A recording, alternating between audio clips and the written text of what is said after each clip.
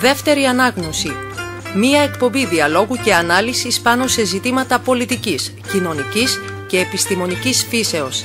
Επιχειρεί να μεταφέρει την προσοχή πέραν από την ειδησεογραφική πτυχή της επικαιρότητας, αλλά και να αναδείξει σημαντικά θέματα κυπριακού και διεθνούς ενδιαφέροντος με τη βοήθεια εκλεκτών καλεσμένων. Δευτέρα και Πέμπτη στις 5 το απόγευμα με τον Μιχάλη Κοντό.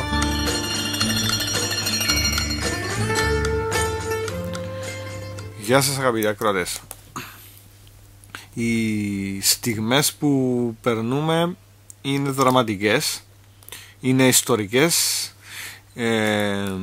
Μακάρι η ιστορία που γράφεται αυτή τη στιγμή να ήταν μια ιστορία την οποία θα θέλαμε να θυμόμαστε και για την οποία θα θέλαμε θα νιώθουμε και περήφανοι στο μέλλον. Δυστυχώς όμως αυτό που συμβαίνει σήμερα, αυτές τις μέρες, είναι ότι διακυβεύεται το μέλλον της κυπριακής οικονομίας σε πρώτη φάση και το μέλλον της ίδιας της κυπριακής δημοκρατίας σε μια πιο μακροσκοπική προσέγγιση, αν το δει κανείς.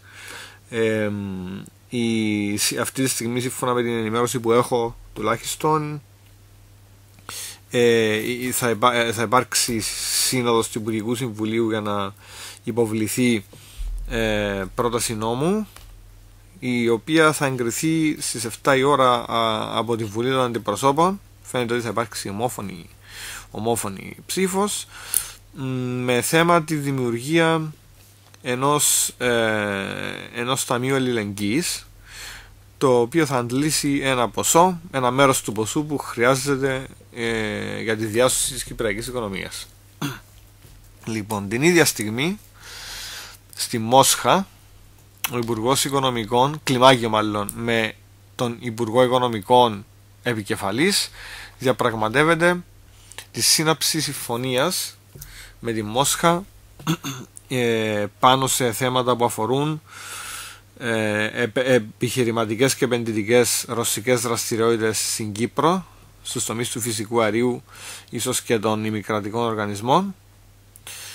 Συζητείται δε και το ενδεχόμενο διάσωσης των δύο κυπριακών τραπεζών που τελούν σε κίνδυνο. Την ίδια στιγμή ακούγονται σενάρια αναδιάρθρωσης της μίας εκ των δύο τραπεζών, της τράπεζας εκείνης η οποία αντιμετωπίζει το μεγαλύτερο πρόβλημα, ή σενάρια για τη δημιουργία καλής και κακής τράπεζας για τη διοχέτευση των στοιχείων της. Στην ουσία μιλάμε για λύσεις ριζοσπαστικές, σκληρές, οδυνηρές, αλλά εν πάση περιπτώσει οι στιγμές που ζούμε επιβάλλουν τέτοιου είδους ακραία και επώδυνα μέτρα. Έχουμε μαζί μας για να συζητήσουμε λίγο την Χριστίνα Ιωάννου, επίκουρη καθηγήτρια Ευρωπαϊκής Πολιτικής στο Πανεπιστήμιο Λευκωσίας. Καλησπέρα Χριστίνα. Καλησπέρα Μιχάλη μου. Δεν είμαστε και σε κατάσταση ευφορίας, έτσι. Καθόλου. Ζούμε δραματικές στιγμές, αλλά το καθήκον μας καλεί να προσπαθούμε να ψηλαφούμε λίγο κάποια πράγματα για να δίνουμε μια δεύτερη γνώμη, μια πιο εμπεριστατωμένη άποψη στο κοινό που είναι καρφωμένο στις τηλεοράσεις και στα ραδιόφωνα για ενημέρωση. Θα ήθελα να συζητήσουμε λίγο σε πρώτη φάση το θέμα των τραπεζών. Ποια είναι τα προβλήματα των κυπριακών τραπεζών που μας έχουν οδηγήσει σε αυτή την κατάσταση? Μιλάμε για τράπεζες οι οποίες ευημερούσαν και αποτελούσαν ένα από τα σημαντικότερα θετικά στοιχεία της κυπριακής οικονομίας. Αυτές τις μέρες έχουμε ακούσει πάρα πολλές φορές για την ανάγκη συρρίκνωσης των κυπριακών τραπεζών, και είναι αλήθεια ότι ίσως ο πιο πολλής κόσμος να μην το καταλαβαίνει αυτό ή να μην καταλαβαίνει τι εννοούμε τι εννοεί τέλος πάντων οποιοσδήποτε μιλά για συρρίκνωση των τραπεζών. Να το εξηγήσουμε έτσι λίγο με απλά λόγια, ότι από την Από τότε που η Κύπρος μπήκε στη ζώνη του ευρώ το 2008, ξεκίνησε μια ανεξέλεκτη δανειοδότηση, η οποία διδόταν και, να πούμε ότι διδόταν και επί σειράν ετών προηγουμένως. Και ήταν μια δανειοδότηση η οποία στην ουσία υπερεύαινε τις ανάγκες της κυπριακής αγοράς και όπως έχει αποδειχθεί ίσως και τις αντοχές της κυπριακής οικονομίας τελικά. Και με τι το συγκρίνουμε για να πούμε ότι είναι δυσανάλογη του μεγέθους της? Το συγκρίνουμε με την απορροφητική ικανότητα της οικονομίας. Και η αλήθεια είναι ότι με βάση το ρυθμό ανάπτυξης δεν δικαιολογεί το, αν το θέλεις, μια αύξηση πέραν του 10%, πέραν της τάξης του 10%. Παρ' όλα αυτά, αυτή η ρυθμή δανειοδότησης συνεχίστηκε και όταν επιβεβαιώθηκε ότι οι τιμές των ακινήτων δεν ανταποκρίνονταν στις πραγματικές δυνατότητες της αγοράς, το κυπριακό σύστημα ουσιαστικά βρέθηκε εκτεθειμένο, ενώ η επιδείνωση του δανειακού χαρτοφυλακίου οδήγησε σε αύξηση στις προβλέψεις για απομείωση των δανείων. Ναι. Τα μη εξυπηρετούμενα δάνεια σήμερα ανέρχονται στα 19,5 περίπου δισεκατομμύρια ευρώ. Αυτό είναι ένα ποσό που αναλογεί στο περίπου 26 με 27% των δανείων των τραπεζών. Και μάλιστα να πούμε ότι με τον νέο τρόπο υπολογισμού των μη εξυπηρετούμενων δάνειων, αυτό που προβλέπει η Τρόικα, θα μεταβληθούν αυτά τα στατιστικά προς το δυσμενέστερο, μιας και η Τρόικα εισηγείται ουσιαστικά, ένα από τα πράγματα τέλος πάντων που έχει εισηγηθεί η Τρόικα είναι να θεωρούνται ως μη εξυπηρετούμενα και τα δάνεια που είναι πλήρως εξασφαλισμένα από εμπράγματες εξασφαλίσεις. Δηλαδή αντίθετα με το υφιστάμενο σύστημα, δεν περιλαμβάνονται στην κατηγορία των μη εξυπηρετούμενων δανείων να καλύπτονται πλήρως από την αξία του ακινήτου σήμερα. Αυτό θα αλλάξει. Αυτό τέλος πάντων είναι ένα από τα πράγματα που τίθεται στο να αλλάξει. Το έτερο μεγάλο πρόβλημα των τραπεζών ήταν η ακατοχή ομολόγων του ελληνικού δημοσίου. Όπως γνωρίζουμε, ένα θέμα που έχει πολύ συζητηθεί. Και αυτό είχαν στην κατοχή τους κατήχαν ομόλογα σε βαθμό δυσανάλογος του μεγέθους της κυπριακής οικονομίας. Συγκεκριμένα μιλούμε για πέραν των 6 δισεκατομμυρίων ελληνικών ομολόγων. Και αυτό, αν το συγκρίνουμε με τράπεζες κρατών που έχουν υπερδεκαπλάσιο προϋπολογισμό από την κυπριακή, όπως είναι οι γερμανικές, οι γαλλικές, αυτές κατήχαν μόλις 22 με 15 δισεκατομμύρια αντίστοιχα. Είναι γεγονός ότι υπάρχει μερίδιο ευθύνης και στην Ευρωπαϊκή βέβαια Κεντρική Τράπεζα, η οποία επέτρεψε στις εμπορικές τράπεζες των κρατών μελών της Ευρωζώνης να συγκεντρώσουν επισφαλή κρατικά ομόλογα σε τόσο μεγάλη έκταση και βαθμό. Αλλά εν πάση περιπτώσει, το τι μας κόστισε ιδιαίτερα ήταν το κούρεμα των ελληνικών ομολόγων, το οποίο ήταν αυτό που συνέθλιψε στην ουσία την αξία των μετοχών των δύο μεγαλύτερων τραπεζών της χώρας μας και κατέστησε αδύνατη την ανακεφαλοποίησή τους. Τέλος πάντων, το τραγικό είναι ότι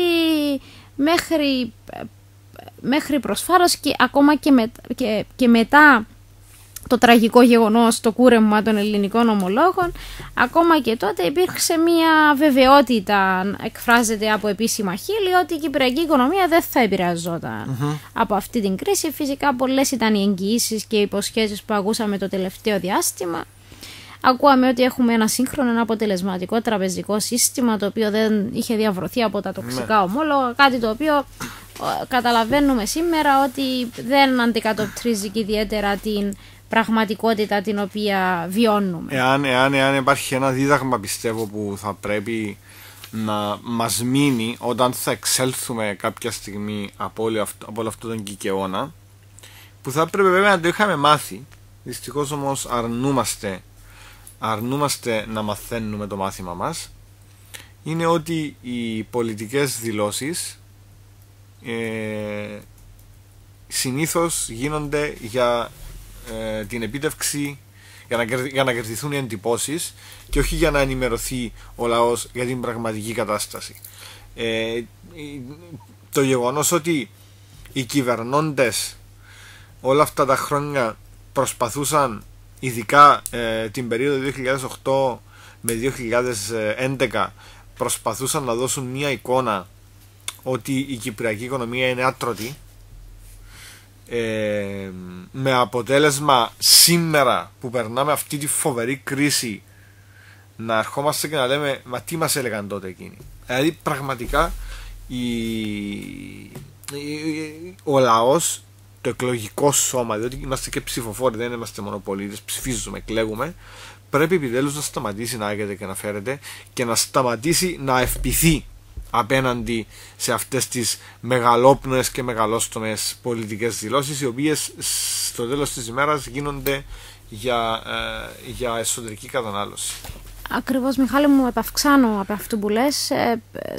Δεν πρέπει να συμπεριφερόμαστε αυτά απλά ή δεν πρέπει να συμπεριφερόμαστε απλά ως μέλη ή ακόλουθοι ενός κόμματος. Δηλαδή, στη βάση είμαστε όλοι Κύπροι, στη βάση όλοι κανονικά αυτό που έπρεπε να θέλουμε είναι το τι είναι καλύτερο αυτή τη στιγμή για την κυπριακή οικονομία. Θα με ρωτήσεις ποιο είναι αυτό. Καταλαβαίνεις ότι σε αυτό το σημείο που είμαστε είναι δύσκολο να το διασαφηνίσουμε αυτό. Είχαμε μπροστά μας την πρόταση τη συμφωνία της κυβέρνησης με το Eurogroup για το κούρεμα, η οποία απορρίφθηκε από τη Βουλή. Τι πιστεύεις για αυτή την πρόταση? Πιστεύω ότι η πρόταση καταρχήν ήταν μια πρόταση αδικαιολόγητη. Η πρόταση που ήρθε από την Τρόικα, τα χαράματα του Σαββάτου. Δεν είχε καμία απολύτως νομική ισχύ αυτή η πρόταση. Ήταν κάτι που το λέγαμε από την αρχή. Σήμερα βγήκανε και ήδη διάφοροι τέλος πάντων Ευρωπαίοι αξιωματούχοι να πούν με κάποιο τρόπο ένα μία κούλπα ή να απολογηθούν. Ο κύριος Dijsselbloem έκανε δήλωση, ναι.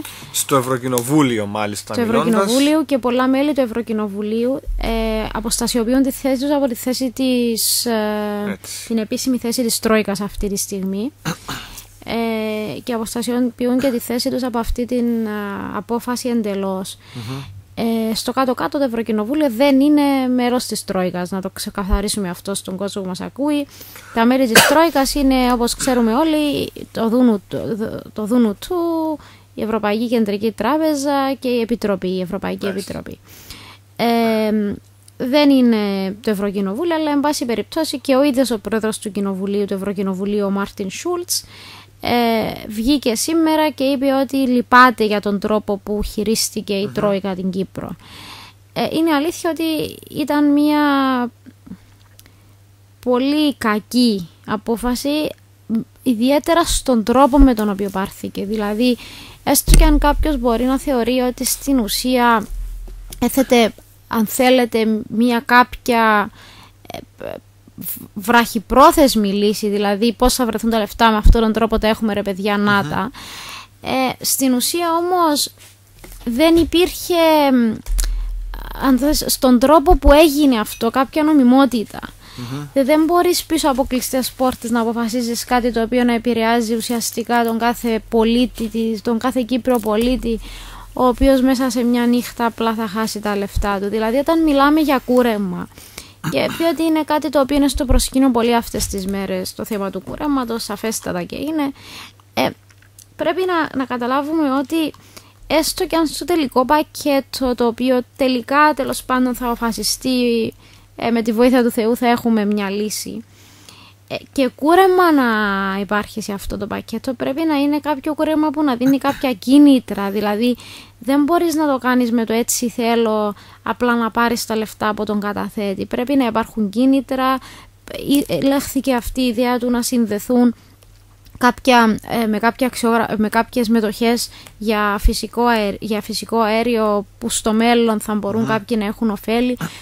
Όλα αυτά είναι πολύ πιο λογικά. Δηλαδή, αν είναι ένα κούρεμα το οποίο θα έχει τέλος πάντων, στο οποίο θα δοθούν κάποια κίνητρα, αυτό είναι πιο λογικό. Δηλαδή, να μην νιώθει και ο πολίτης ότι απλά τον λίστεψαν. Δηλαδή, απλά μέσα σε μια νύστα ληστεύθηκε ουσιαστικά. Και ακόμα, επίσης, θέλω να προσθέσω ότι αυτό που βασίστηκε και για την ίδια την Ευρώπη θα έχει ένα αντιχτύο. Μπορεί αυτή τη στιγμή να μας φαίνεται ότι δεν θα έχει. Υπήρχε ο διάλογος ότι η Κύπρος είναι, αν δεν είναι συστημική. ήταν ένας μακρύς διάλογος αυτές τις μέρες. Σήμερα βγήκε και ο ίδιος ο Ντέιζελμπλουμ που δήλωνε πριν λίγες μέρες ότι δεν είναι σήμερα να πει ότι είναι. Ναι. Και η ουσία αυτής της νέας του δήλωσης βέβαια δεν έχει να κάνει με το τι πανικό κόστισε στις αγορές ή για την πτώση του ευρώ τις τελευταίες μέρες, διότι η ουσία είναι ότι δεν είχε και υπήρξε πτώση, αλλά ίσως δεν ήταν ραγδαία αυτή η πτώση, οι οποίοι κατάφεραν να την σταθεροποιήσουν την πτώση του ευρώ στο τέλος της ημέρας, την Δευτέρα και την Τρίτη. Αλλά η ουσία είναι ότι όταν η Ρωσία μπήκε τόσο ενεργά μέσα στο παιχνίδι και μετά τις δηλώσεις του Μετβέντεφ, αυτές ψεσινές που είδαμε, συγγνώμη, έχω χάσει τώρα και τις σημερινές, σήμερα το πρωί, και τις χθεσινές και σήμερα το πρωί, και μετά τις δηλώσεις του Μετβέντεφ αυτές, και υπό την απειλή ακόμα και ήδη η Ευρώπη να χάσει και τη Ρωσία από κύριο εμπορικό εταίρο, αυτό είναι που θα κλειδονίσει το ευρώ. Δεν είναι η Κύπρος από μόνη της που θα κλειδονίσει το ευρώ. Το θέμα της Ρωσίας θα ήθελα να το εξετάσουμε έτσι προς το τέλος. Το έχω αφήσει εσκεμμένα, διότι το θεωρώ ένα τεράστιο κεφάλαιο. Για την πρόταση για το κούρεμα, σε ό,τι αφορά στο πώς η δική μας πλευρά την έχει διαχειριστεί, προσωπικά έχω τοποθετηθεί και έχω τοποθετηθεί έντονα, επειδή ξέρω όμως ότι γίνονται συλλογικές προσπάθειες πολύ σοβαρές από την κυβέρνηση, από τα κόμματα, από διάφορους άλλους κοινωνικούς, πολιτικούς φορείς. Δεν θα ήθελα να το σχολιάσω περαιτέρω αυτό το θέμα τώρα. Θα ήθελα όμως να επικεντρωθώ και εγώ λίγο με ένα σχόλιο στο τι πέτυχε, στο τι επετεύθη, σε εισαγωγικά η λέξη τι επετεύθη στο Eurogroup με αυτή την πρόταση. Συμφωνώ απόλυτα μαζί σου, Χριστίνα, ότι η πρόταση αυτή αποτελεί μια βόμβα στα θεμέλια της ίδιας της Ευρώπης, διότι είναι τόσο μεγάλες οι αλυσιδωτές επιδράσεις που μπορεί να προκαλέσει, που διαρωτώ με αν η Ευρωζώνη και γενικότερα η Ευρωπαϊκή Ένωση θα μπορέσει να τις αντέξει. Διαρωτώ με αν ο αντίκτυπος στην Ισπανία και στην Ιταλία, δύο οικονομίες του Νότου που έχουν πολύ σοβαρά προβλήματα οικονομικά, θα τους επιτρέψει να βγουν αλόβητες.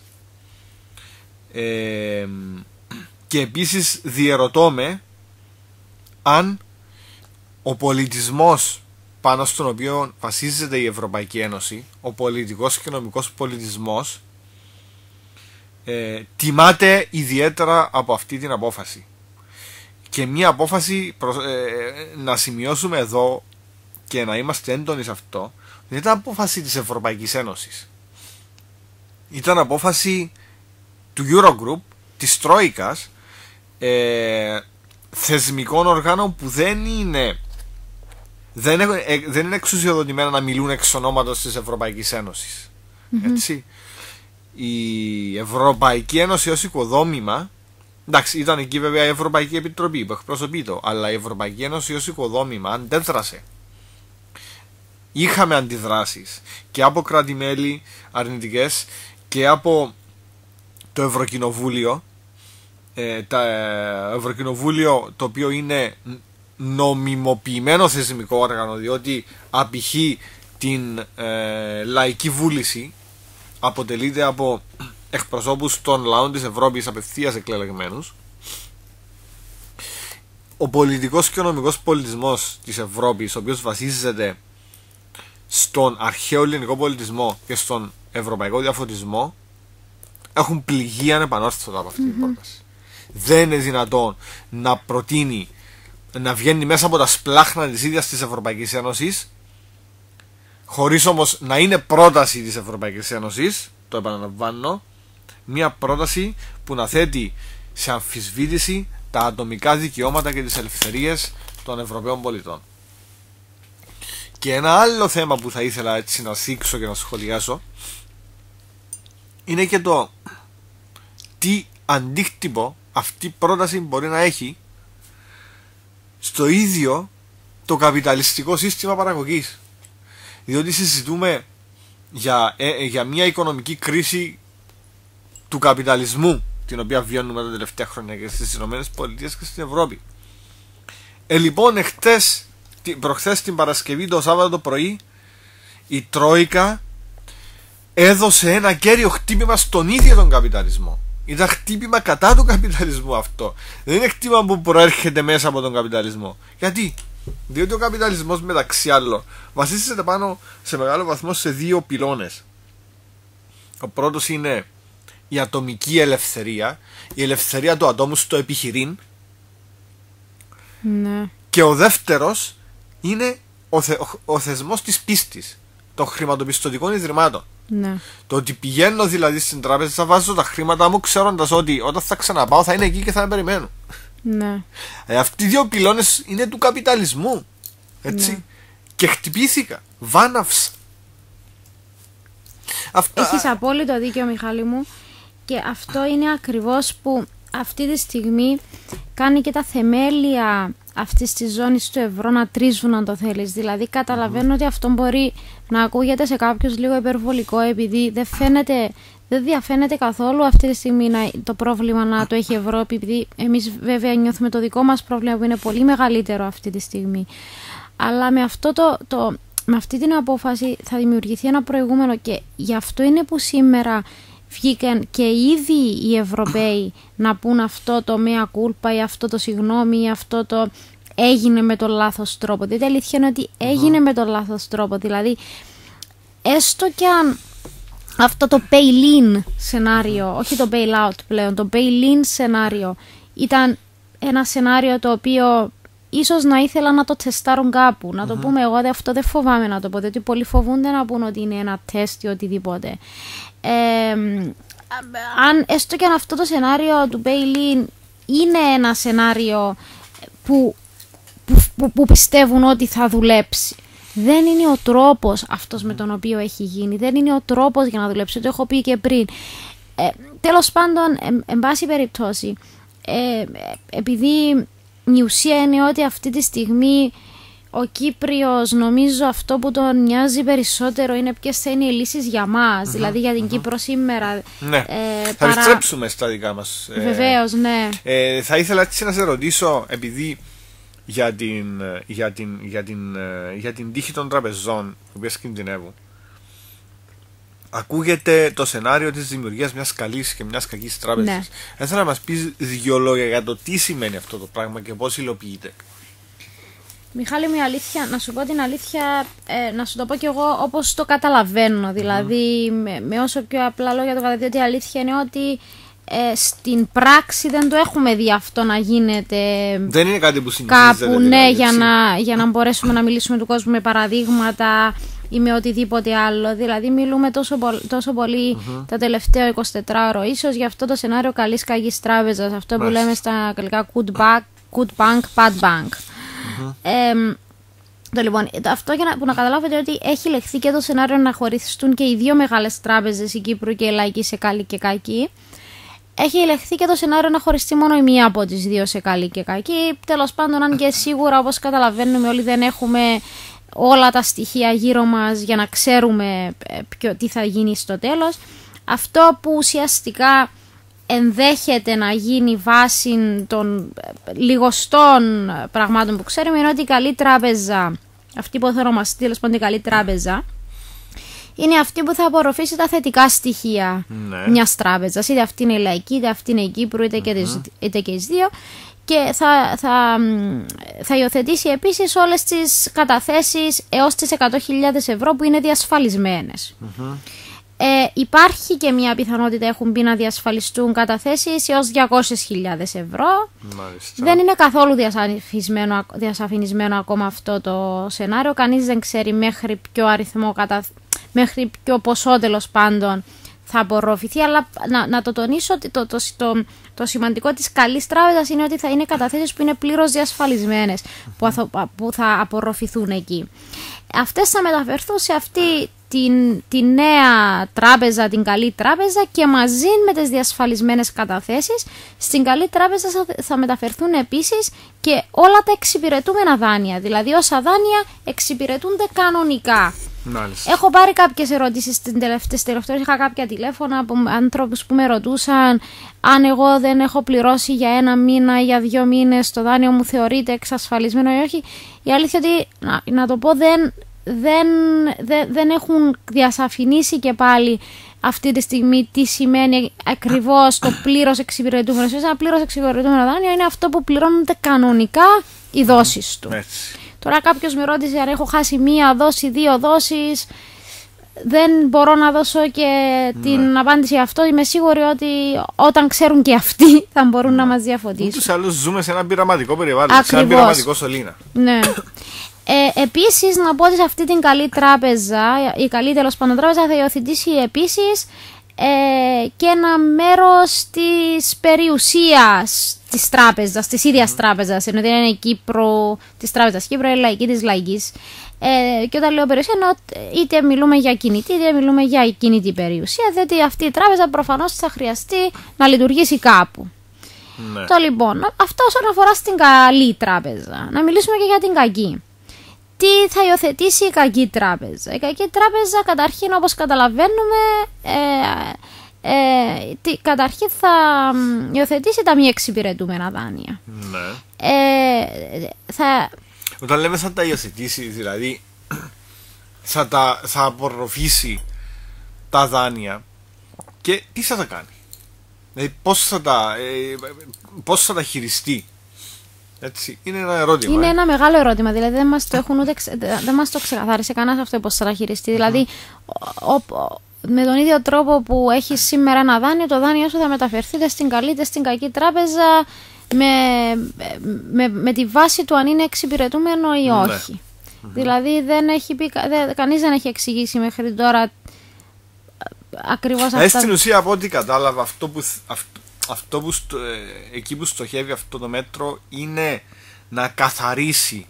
Ακριβώς. Έτσι, να καθαρίσει εκείνα τα στοιχεία τα οποία μπορούν να δικαιολογήσουν την ύπαρξη μιας λειτουργικής τράπεζας, που αν τα κρατήσουμε εκεί, τότε μόνα τους απαλλαγμένα από τα κακά στοιχεία, τότε υπάρχει μια τράπεζα που μπορεί να λειτουργήσει. Ναι. Και δεν χρειάζεται να βυθιστεί, να καούν, αυτό που λέμε στην καθομιλουμένη, τα χλωρά μαζί με τα ξερά, και να φύγουν τα αρνητικά στοιχεία, να πάνε σε μια άλλη τράπεζα κακή, που τώρα τι θα γίνουν εκεί πέρα είναι το άγνωστο χ, διότι με τη δημιουργία αυτής της τράπεζας, της καλής τράπεζας, καταλαβαίνεις ότι θα μπει και καθαριστής μέσα σε αυτό το παιχνίδι. Και τι είναι ο σκοπός αυτού του καθαριστή? Να εισπράξει από την πώληση των περιουσιακών στοιχείων της τράπεζας, των περιουσιακών στοιχείων που δεν θα μεταφερθούν στην νέα τράπεζα. Και ό,τι κεφάλαια αντληθούν από αυτό θα δοθούν στους καταθέτες, τους οποίους θα έχουν χάσει τις καταθέσεις τους. Διότι μιλήσαμε ότι θα μπει και ένα όριο πάνω στα δάνεια των 100, είτε είναι 200.000. Απλά για να τελειώσω αυτό που έλεγα για την κακή τράπεζα, και νομίζω αυτό μπορεί ο κάθε ακροατής μας να το συμπεράνει, είναι με τη μέθοδο της άτομου απαγωγής. Η κακή τράπεζα θα απορροφήσει τα μη εξυπηρετούμενα δάνεια και τις μη εξασφαλισμένες καταθέσεις που είναι πέραν των 100 και 200.000 ή 100 ή 200, εξαρτάται τι θα αποφασίσουν. Μάλιστα. Τώρα να συζητήσουμε λίγο το θέμα του νομίσματος. Γίνεται λόγος για αποχώρηση μας από το ευρώ και για επιστροφή στη λίρα ως μια ενδεικνυόμενη μέθοδος ελαχιστοποίησης των ζημιών από αυτή την κρίση. Ποια είναι η άποψή σου για αυτό το σενάριο? Μιχάλη μου, εγώ δεν πιστεύω ότι η Κύπρος είναι σε θέση να βγει από το ευρώ. Δεν πιστεύω ότι η έξοδος από το ευρώ είναι η ιδανική λύση ή η θεμιτή λύση αυτή τη στιγμή. Η Κύπρος πρέπει απλά να καταλάβει ότι δεν έχουμε την πολυτέλεια να επιλέξουμε ευρώ ή όχι ευρώ. Η σημασία είναι να κρατήσουμε τις ισορροπίες. Σίγουρα δεν έχουμε μια καλή ιστορία με αυτό το θέμα των ισορροπιών. Αλλά, εν πάση περιπτώσει, η λύση εκτός ευρώ δεν είναι λύση. Το να βγούμε από το ευρώ σημαίνει πάρα πολλά πράγματα, τα οποία πρέπει να αντιληφθεί ένας ακροατής. Δηλαδή να πούμε λίγο τι σημαίνει έξοδος από το ευρώ, για να καταλαβεί ο ακροατής, ο οποιοσδήποτε ακροατής, με απλούς οικονομικούς όρους, ούτως ώστε να εξηγήσουμε γιατί η έξοδος από το ευρώ δεν είναι λύση. Ναι. Καταρχήν πρέπει να καταλάβουμε ότι αυτό το νέο νόμισμα, να το πούμε λίρα, ας πούμε ότι θα επανέλθουμε στη λίρα, γιατί να του βάλουμε άλλο όνομα στο κάτω. Να καταλάβουμε ότι δεν θα είναι η ίδια λίρα, δηλαδή δεν θα είναι το ίδιο νόμισμα. Θα είναι ένα νέο νόμισμα, έστω και αν είναι το παλιό, η ισοτιμία του δεν θα είναι καθόλου η ίδια με αυτή που ξέραμε. Δηλαδή, ακούσαμε πολλούς να κάθονται σε διάφορα πάνελ στις τελευταίες μέρες και να μιλούν έχουμε 1.000 λίρες, έχουμε 1.000 ευρώ, να τα κάνουμε 1.000 λίρες. Εντάξει, μπορεί να υποτιμηθεί τόσα της εκατό, μα δεν είναι τόσο απλό και αν υποτιμηθεί τόσα της εκατό. Δηλαδή, θα αποφασιστεί η ισοτιμία, μια νέα ισοτιμία. Και το νέο νόμισμα θα υπάρξει μια υποτίμηση στο νέο νόμισμα, δηλαδή δημιουργία ενός τεχνητού πληθωρισμού, και ο σκοπός που εξυπηρετεί αυτό είναι η μείωση του δημόσιου χρέους. Δηλαδή είναι ο μόνος τρόπος αποπληρωμής του δημόσιου χρέους. Και το τι θα πρέπει να γίνει, θα πρέπει να γίνει η ανταλλαγή του ευρώ με λίρες, δηλαδή θα το ανταλλάξουμε. Και οι συνέπειες σίγουρα δεν ξέρουμε το μέγεθος τους, αλλά σίγουρα δεν θα είναι καλές, δεν θα είναι καταστροφικές. Καταρχήν μόνο η διαφαινόμενη πιθανότητα για κάτι τέτοιο θα δημιουργήσει πιέσεις, και όταν λέω πιέσεις εννοώ πωλήσεις στις αγορές κρατικών ομολόγων. Κάτι τέτοιο θα έχει ως συνέπεια την υπερβολική άνοδο των επιτοκίων. Ναι. Δηλαδή είναι αυτόν το spread. Το spread εννοούμε ότι θα έχουμε πτώση της αγοραστικής αξίας. Ναι. Και αυτές θα ερμηνευθούν και ανάλογα από τις αγορές ομολόγων και από το χρηματιστήριο. Ναι. Δηλαδή και οι παγκόσμιες αγορές θα το ερμηνεύσουν αυτό. Θα αξιολογήσουν με πολύ χειρότερον τρόπο τον κίνδυνο χρεοκοπίας του κράτους, και η παροχή νέων δανείων ουσιαστικά θα ήταν αδύνατη. Δηλαδή, όταν λέω νέων δανείων, εννοώ μέσα από την αγορά νέων ομολόγων του δημοσίου. Μάλιστα. Θα υπάρξει μια συνεχής υποτίμηση του νέου εθνικού νομίσματος με καταστροφικές συνέπειες και για τις τράπεζες και για τις εισαγωγές. Θα βρισκόμαστε αντιμέτωποι με τεράστιες διακυμάνσεις της ισοτιμίας του εθνικού μας νομίσματος, και αυτό θα δημιουργούσε και δυσανάλογες ζημιές, θα δημιουργούσε προβλήματα ρευστότητας, θα δημιουργούσε προβλήματα βραχυπρόθεσμα και μακροπρόθεσμα. Ναι. Εξ όσο γνωρίζω, η ισοτιμία, όταν η Κύπρος μπήκε στην ΟΝΕ και υιοθέτησε το ευρώ, η ισοτιμία είχε κλειδώσει της λίρας με το ευρώ στο 1,7, δεν απαντώμε έτσι. Στο 1,7, ναι, τότε. Αυτό όμως ανατρέπεται πλέον. Με τα νέα δεδομένα είναι πολλοί οι παράγοντες, όπως μας έχεις εξηγήσει, που θα καθορίσουν τη νέα ισοτιμία. Οπότε δεν μιλάμε, όπως πολύ σωστά και με πολύ ενδιαφέρον τρόπο μας εξήγησες, για τη λίρα όπως τη ξέραμε. Ακριβώς, Μιχάλη μου, και να πω και κάτι άλλο, διότι βεβαίως ακούμε το σενάριο του ότι είναι και κακό για την ίδια την Ευρωζώνη, και η ίδια η Ευρωζώνη δεν θα ήθελε ένα κράτος να βγει από το ευρώ. Αυτό είναι ένα σενάριο που το ακούμε. Αλλά να εξηγήσω γιατί σε αυτή την περίπτωση η έξοδος ενός κράτου από το ευρώ είναι ανάλογες του μεγέθους του. Του μεγέθους του, δηλαδή αν αυτή τη στιγμή η Ευρωζώνη ή οποιαδήποτε αυτός ο οργανισμός τέλος πάντων ήταν αντιμέτωπος με την έξοδο από το ευρώ μιας μεγαλύτερης χώρας, θα ήταν πολύ πιο ανήσυχη παρά από ότι είναι τώρα. Να το εξηγήσουμε και πάλι με απλά λόγια στους ακροατές μας. Τι θα γίνει στην Ευρωζώνη εάν ένα κράτος μέλος βγει από το ευρώ? Θα έχουμε καταρχήν μείωση του ΑΕΠ της Ευρωζώνης. Ενώ την ίδια ώρα δεν θα μειώνεται αντίστοιχα η ποσότητα των χρημάτων που κυκλοφορούν, για τον λόγο ότι δεν θα απορροφηθεί ή δεν θα καταστραφεί το σύνολό τους από την Ευρωπαϊκή Κεντρική Τράπεζα. Υπάρχει κίνδυνος οι καταθέτες, εμείς δηλαδή που έχουμε τα ευρώ, να μην τα ανταλλάξουμε όλα. Δηλαδή να μην ανταλλάξουμε όλα μας τα ευρώ με το νέο νόμισμα. Και σε αυτήν την περίπτωση σημαίνει ότι δεν θα καταστραφεί το σύνολο τους από την Ευρωπαϊκή Κεντρική Τράπεζα. Δηλαδή ενώ το ΑΕΠ της ίδιας της Ευρωζώνης θα μειώνεται αφού έφυγε έναν κράτος μέλος, θα υπάρξει πληθωρισμός λόγω του ότι κυκλοφορεί μεγαλύτερη ποσότητα ευρώ στην αγορά, τα οποία δεν έχουν απορροφηθεί με την έξοδο του κράτους μέλους. Όμως καταλαβαίνεις ότι σε αυτήν την περίπτωση, όσο πιο μικρό είναι το κράτος, τόσο πιο μικρή είναι η συνέπεια στην υπόλοιπη Ευρωζώνη. Ενώ αν μιλούσαμε για ένα μεγάλο κράτος, αυτό θα ήταν έναν κόστος το οποίο θα δημιουργούσε πολύ περισσότερο πληθωρισμό για την Ευρωζώνη. Επειδή εμείς στην περίπτωση της Κύπρου δεν μιλούμε για εκατομμύρια καταθέτες. Ναι. Μιλούμε για καταθέτες, μιλούμε για το σύνολο του πληθυσμού της Κύπρου ουσιαστικά. Αυτό που λες είναι καλό, διότι ξεκαθαρίζεις και λίγο. Ξέρεις, αυτές τις μέρες, επειδή αισθανθήκαμε όλη πικρία, απογοήτευση, θυμό, έτσι, για τον τρόπο που μας χειρίστηκαν στο Eurogroup, αποκτήσαμε έτσι και μια εκδικητική τάση. Καμιά φορά οι απόψεις που ακούγονται για έξοδο από το ευρώ και επιστροφή στη λίρα έχουν μέσα το στοιχείο της εκδίκησης απέναντι στους Ευρωπαίους για τον τρόπο με τον οποίο μας συμπεριφέρθηκαν.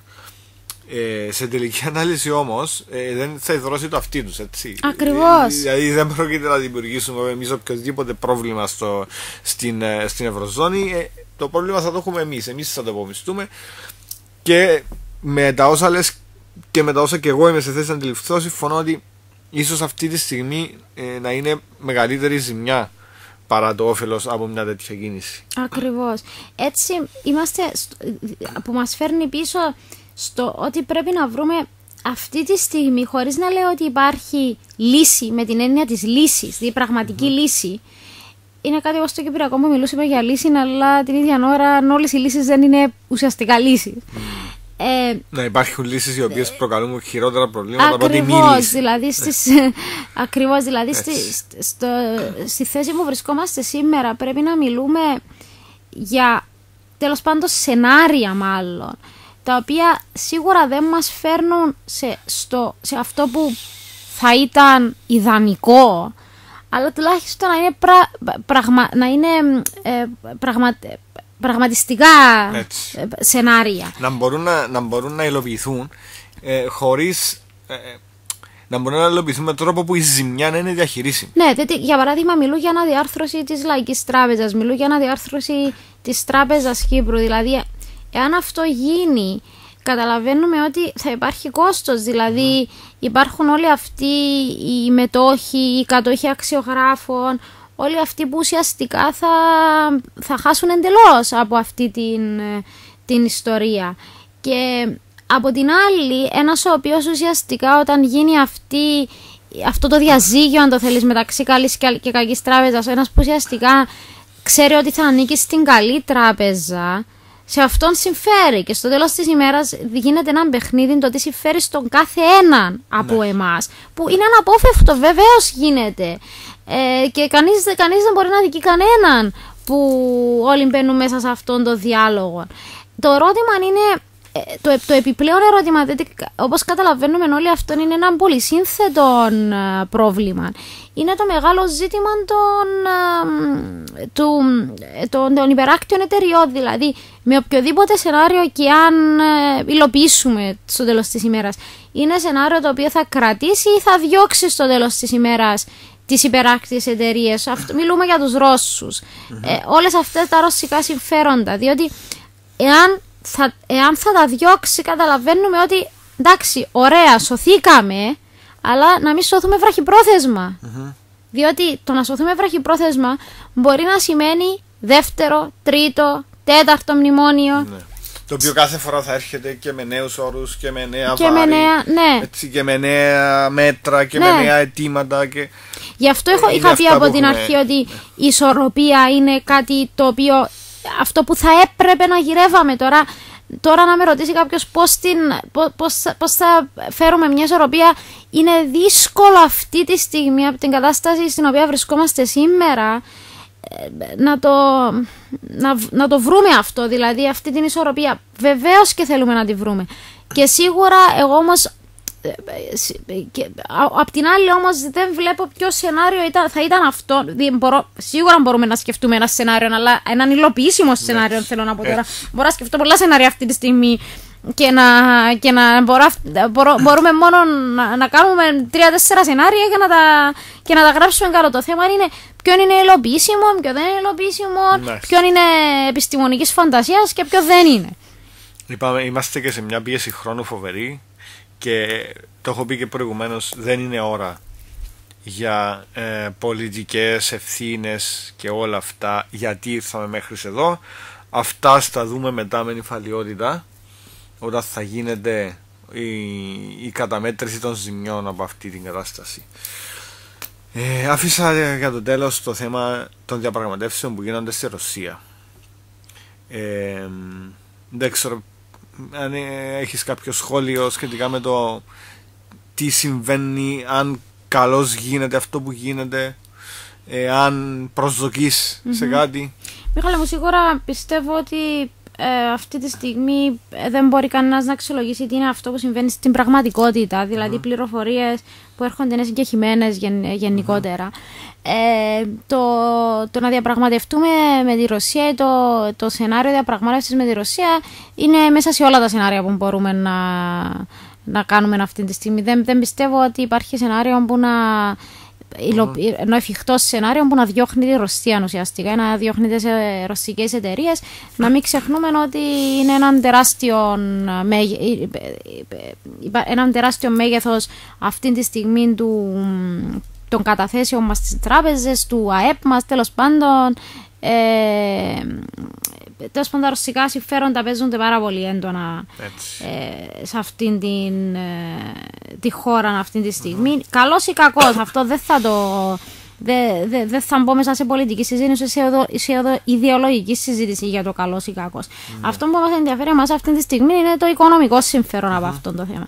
Και καταλαβαίνουμε όλοι μας ότι το να χάσουμε αυτό το επενδυτικό κεφάλαιο θα ήταν κάτι καταστροφικό. Το να πάμε Ρωσία δεν πιστεύω ότι ήταν μια επιλογή που είχαμε να τη σκεφτούμε. Ήταν επιτακτική ανάγκη να πάμε να διαπραγματευτούμε με τους Ρώσους. Δηλαδή, ποιοι είμαστε εμείς να πούμε όχι στη Ρωσία ή όχι στην Τρόικα, ρε παιδί μου. Πρέπει να διαπραγματευτούμε αυτή τη στιγμή, διότι το βέλτιστη λύση είναι μια λύση που να αφήνει όλους ευχαριστημένους στο τέλος της ημέρας. Δεν ξέρω πώς εδώ που φτάσαμε μπορούμε να αφήνουμε όλους ευχαριστημένους να το επαναλάβω αυτό. Αλλά σίγουρα εγώ δεν βλέπω ότι ήταν επιλογή αυτό το πράγμα. Δηλαδή βεβαίως έπρεπε να πάμε στη Ρωσία και να διαπραγματευτούμε. Τώρα που θα καταλήξει η διαπραγμάτευση είναι άλλο θέμα. Ναι. Κοίταξε, εγώ έχω κάνει πάρα πολλές σκέψεις, έχω κάνει πάρα πολλές συζητήσεις. Έχω δει τις πληροφορίες, τα σενάρια που υπάρχουν για το τι συμβαίνει στην Μόσχα. Υπάρχει κάποια ροή πληροφοριών. Δεν θέλω να βάζω στα αυτιά του κόσμου σενάρια και εικασίες ή τέλος πάντων πληροφορίες που μπορεί να μοιάζουν με εικασίες.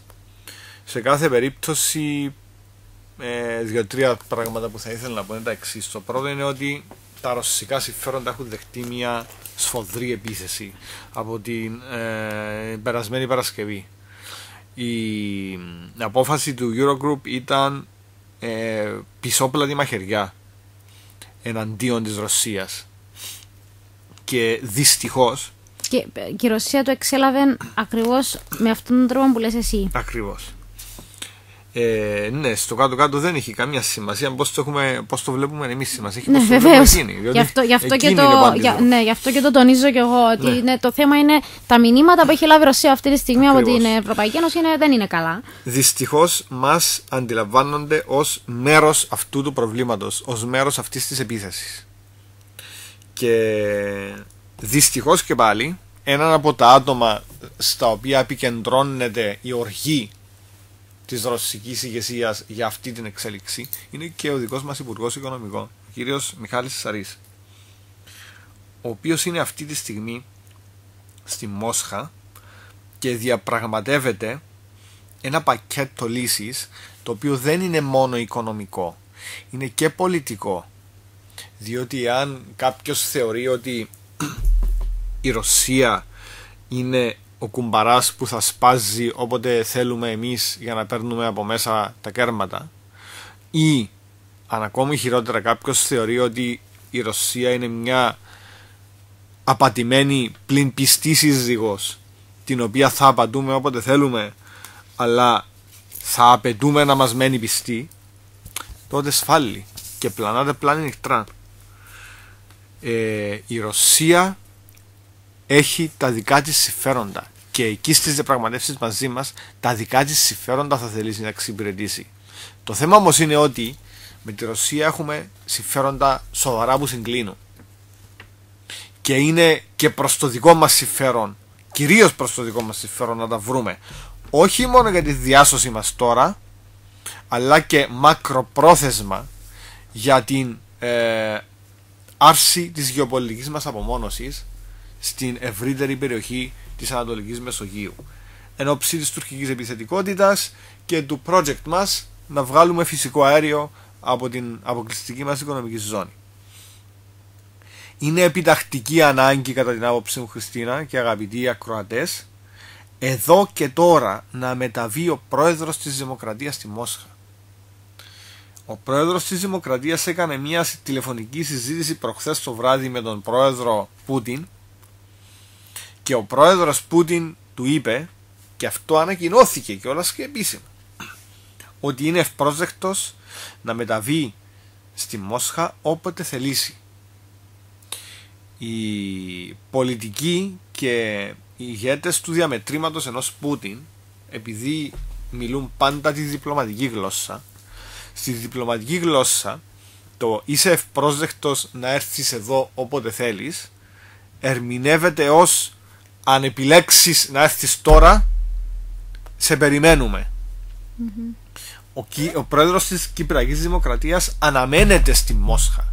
Τον θέλουν να πάει εκεί, διότι οι Ρώσοι τους αρέσει να διαπραγματεύονται στο ανώτατο δυνατό επίπεδο, κυρίως τώρα που το παιχνίδι είναι στα χέρια του Κρεμλίνου και όχι στα χέρια τεχνοκρατών ή ιδιωτών επιχειρηματιών. Είναι το Κρεμλίνο που θα πάρει αυτή την απόφαση. Είναι πακέτο για τη Μόσχα αυτό το θέμα. Δεν είναι μόνο η διάσωση των καταθέσεων των Ρώσων επιχειρηματιών. Έχει να κάνει και με το φυσικό αέριο, έχει να κάνει και με την παρουσία της, την στρατηγική παρουσία της στην Ανατολική Μεσόγειο, έχει να κάνει με ένα σωρό ζητήματα. Δεν μπορεί ο Υπουργός Οικονομικών να διαπραγματεύεται για όλα αυτά. Το είπε και ο ίδιος σήμερα που βγήκε στα κυπριακά κανάλια και μίλησε. Δεν είναι αρμοδιότητα του αν του ζητηθεί να γνωμοδοτήσει για το κατά πόσον είμαστε διατεθειμένοι να δώσουμε ναυτικές διευκολύνσεις, να αποφασίσει και να απαντήσει.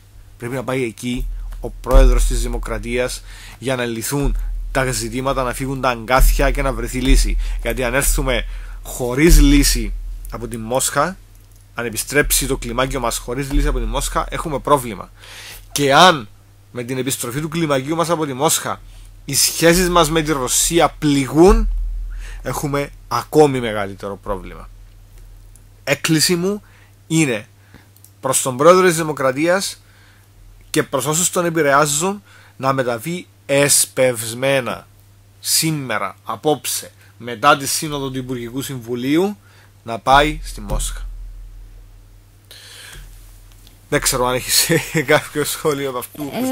Απλά νιώθα την ανάγκη να τα πω όλα αυτά, γιατί μαζεύονται αυτές τις μέρες αυτά τα πράγματα. Τα βλέπουμε, τα παρακολουθούμε. Δεν μπορεί να μην τα σχολιάζουμε και δεν μπορεί να μην εκφράζουμε την άποψή μας για κάποια πράγματα. Και στο κάτω όλοι το ίδιο στόχο και από τα ίδια κίνητρα ελαμβανόμαστε, έτσι.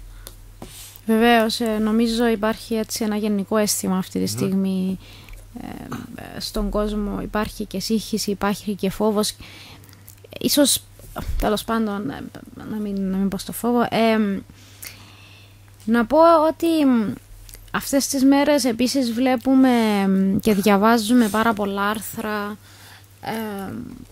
δηλαδή κατακεραυνόμαστε από τον τύπο γενικότερα.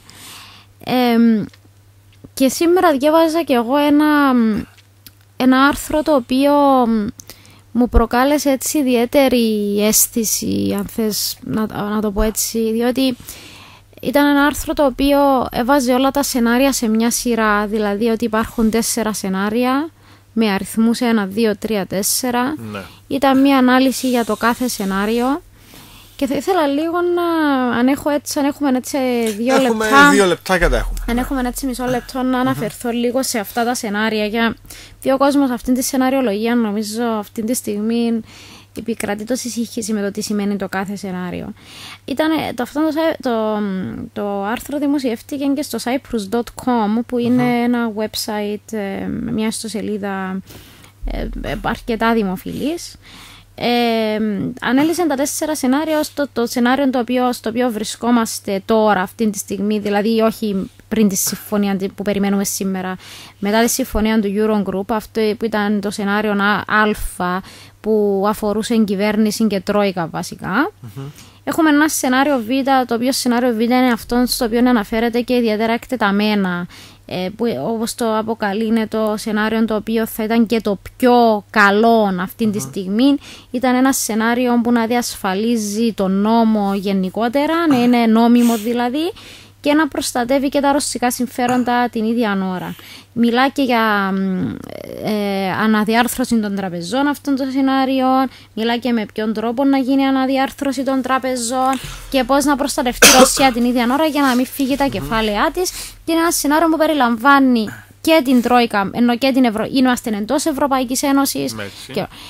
Και μετά πάει σε ένα σενάριο Γ, το οποίο σενάριο Γ είναι, αν το θέλεις, σε περίπτωση που το σενάριο Β, αυτό που είπαμε, δεν δουλέψει, και το σενάριο Α το έχουμε ήδη διαλύσει αφού μετά την καταψήφιση τέλος πάντων του σχεδίου, υπάρχει ένα σενάριο Γ, το οποίο είναι να βγάλουμε τη Ρωσία από την εξίσωση.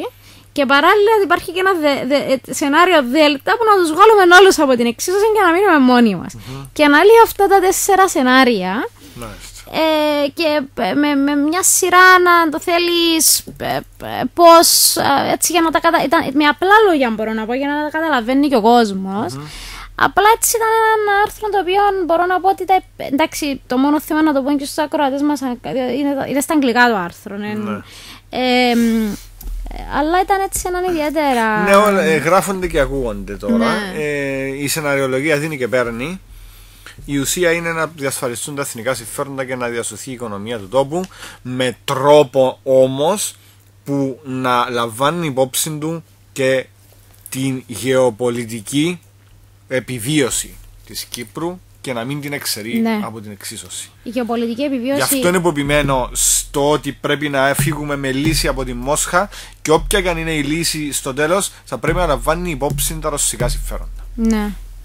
Έχεις σε αυτό που λες είναι κάτι το οποίο αν το χάσουμε χαθήκαμε. Δηλαδή πώς να το θέσουμε αλλιώς. Νομίζω είναι ο πιο απλός τρόπος να το θέσουμε. Ωραία. Χριστίνα, σε ευχαριστώ πάρα πολύ που ήσουν εδώ μαζί μας αυτές τις δύσκολες ώρες. Εύχομαι την επόμενη φορά που θα τα πούμε το θέμα που θα έχουμε να συζητήσουμε να είναι πιο ευχάριστο και πλέον να έχουμε μπει στη διαδικασία της παραγωγής και της ανάπτυξης και όχι στη διαδικασία της διαχείρισης καταστροφών, και να έχουμε και ένα πιο ευχάριστο κλίμα στην μεταξύ μας στη συζήτηση. Ορθά, Μιχάλη μου, και εγώ ευχαριστώ που με φιλοξένησες και σήμερα στο εκπομπή σου. Να είσαι καλά. Και όντως ελπίζω και εγώ την επόμενη φορά οι συνθήκες να είναι ευχάριστες. Ευχαριστούμε και εσάς αγαπητοί ακροατές. Ραντεβού και πάλι την ερχομένη Δευτέρα. Γεια σας.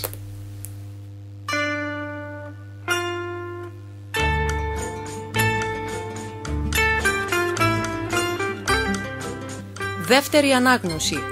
Μία εκπομπή διαλόγου και ανάλυσης πάνω σε ζητήματα πολιτικής, κοινωνικής και επιστημονικής φύσεως.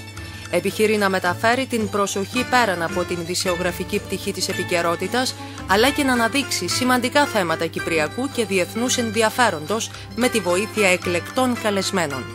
Δευτέρα και Πέμπτη στις 5 το απόγευμα με τον Μιχάλη Κοντό.